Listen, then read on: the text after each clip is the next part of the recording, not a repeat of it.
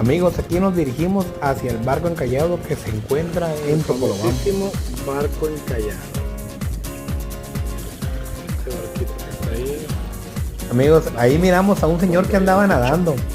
Que andaba nadando solo ahí el amigo ese. Y la verdad, como pueden ver, pues no se ve tierra, se ve a lo lejos, como a 2-3 kilómetros se mira la orilla.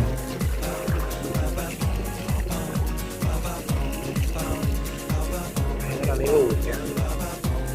El amigo buceando, lo pueden ver ahí, miren. Ahí anda el amigo este. ¿Qué anda haciendo este amigo ahí solo?